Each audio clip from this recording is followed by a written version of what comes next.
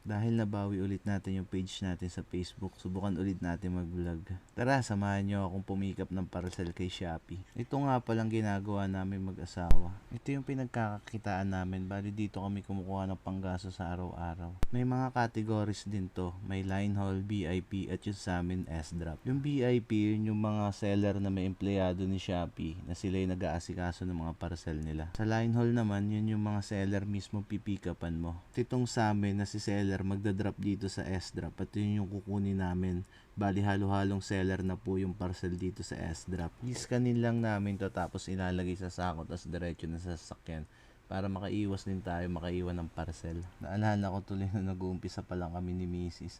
Cellphone lang yung gamit namin kaya hirap na hirap kami magbaril ng parcel. Syempre natatakot kami kung pumasok ba sa system o hindi. Pero naman talaga sa umpisa syempre hindi natin alam yan.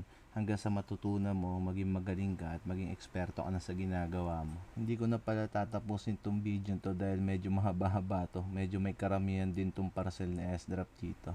After mo nga pala magbaril, i-compute mo kung ilang bulky at saka pouch yung nabaril mo. Bali nakakarga ko na nga yung ibang parcel dito, nakalimutan ko lang videoan ulit. Kaya ito na lang yung nandito. Si Mike nagbubuko pa, pengi naman dyan. Yan nga pala si Mike, siya yung nagbabantay dito ng S-drop. After mo nga pala ma-pick up lahat ng parcel, kailangan mo selyo yung sasakyan mo para makasiguro si S-drop na hindi mawawala yung mga parcel nila. Tapos pupunta ka na sa susunod na location mo. Bali dalawa nga pala yung location natin ngayon guys kasi dalawa yung pwesto na itong S-drop natin. Nag-uumpisa pa lang kami, nako Diyos ko po, grabe.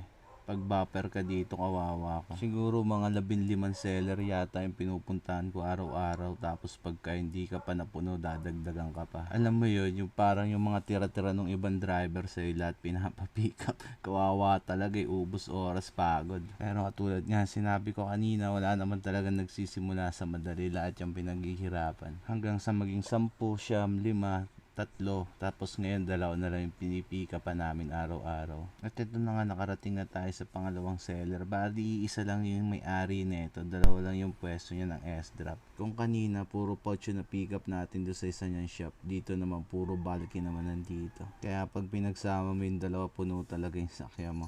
At pala si Madam siya yung may-ari ng dalawang shop. What's up Madam? Vloggers muna, pick up mo. Pagkatapos pala dito guys, tatanggalin nyo ulit yung selyo nyo tapos papalitan nyo ng panibagong selyo pagkatapos nyo pumikap. Shortcut na natin to guys kasi medyo mahaba na yung video. Kinakarga na namin dyan yung mga bulky na nakuha namin. Gidabi na nga tayo dito guys dahil medyo marami yung parcel na nakuha natin dito.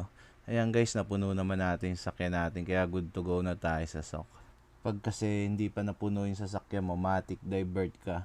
Bali ito yung pupunta ka sa ibang shop para punuin yung sasakyan mo.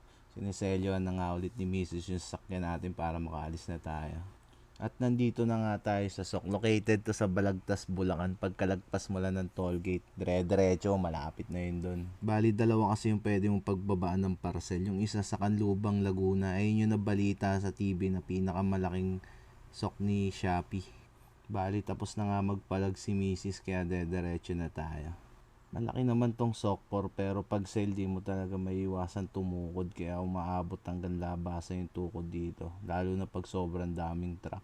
Stop over nga ulit dito kasi magpapa-encode ulit si Mrs. bago tayo makapasok sa loob.